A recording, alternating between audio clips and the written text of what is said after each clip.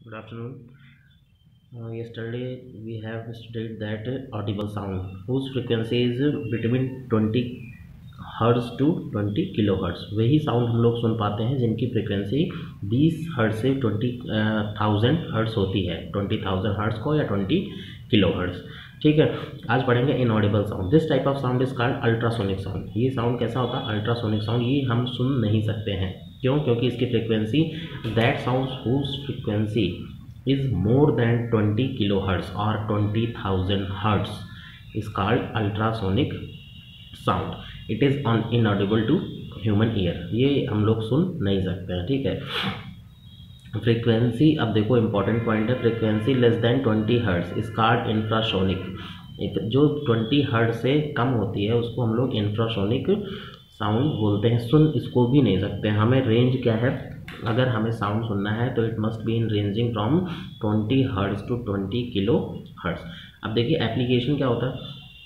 Following applications are given below after using ultrasound. पहला तो bat देखते होंगे, जो बैट चमगादड़ जिसको बोलते हैं, वो अपने शिकार को पकड़ने के लिए इसका यूज़ करता है। कैसे? जैसे फॉर एग्जांपल ये मान लिया मैंने बैट है, ठीक है। अब ये क्या करता है? अल्ट्रासोनिक साउंड्स को प्रोपोगेट करता है। और यहाँ पे मान लिया कोई शिकार बैठा है, इंसेक्ट्स है जिसको उसे पकड़ना है, तो वो जब इससे टकराएगा और इसके पास वापस आ जाएगा तो वो समझ जाता है कि हमारा शिकार इतना दूरी पर बैठा हुआ है और हम जाके उसको पकड़ लेते हैं। ठीक है, इससे क्योंकि डिस्टेंस और टाइम दोनों का पता चल जाता है। ठीक है, वैसे ही एक सिस्टम आता है सोनार।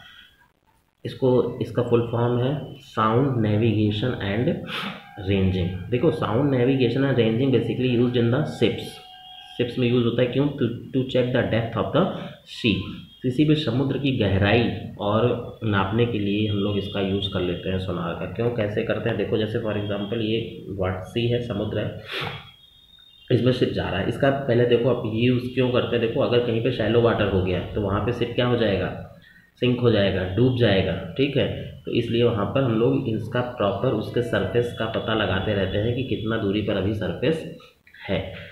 नहीं तो इतना बड़ा जहाज शैलो वाटर तो बहुत प्रॉब्लम हो जाएगी। ठीक है, फिर अब क्या देखो, जैसे इसने यहाँ से क्या किया, इसमें क्या होता है? ट्रांसमीटर और रिसीवर दोनों चीज़ें होती हैं। क्या होता है? ट्रांसमीटर और रिसीवर। जैसे देखिए इसने क्या किया, यहाँ से सिग्नल ट्रांसमिट किया, यहाँ से ट्रांसमिट किया सिग्नल। ठीक, तो यहाँ से जब वो सरफेस पे जाके स्ट्राइक करेगा और बैकवर्ड डायरेक्शन में आ जाएगी।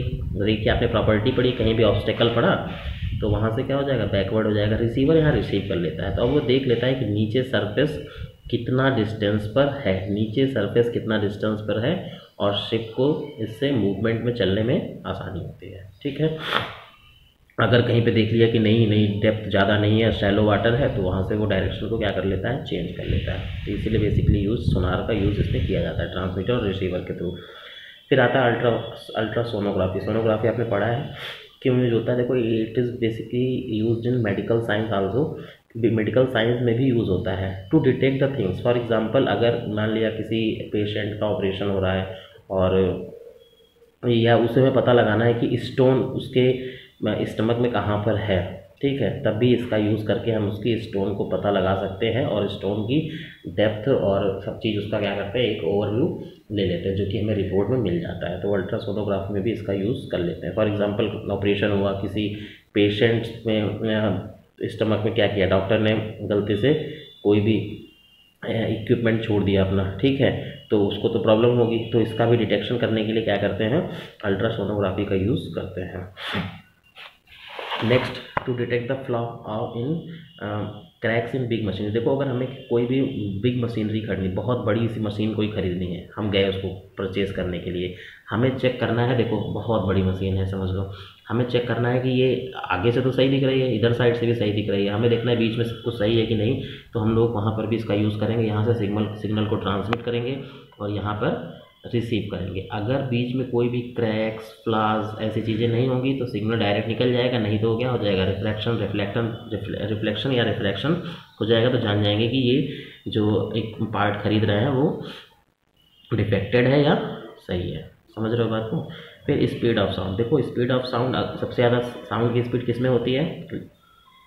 सॉलिड में होती है। ठीक है, सबसे ज़्यादा किस में होती है? सॉलिड में होती है, फिर किस में होती है, लिक्विड में होती है, फिर किस में होती है, गैस में होती है।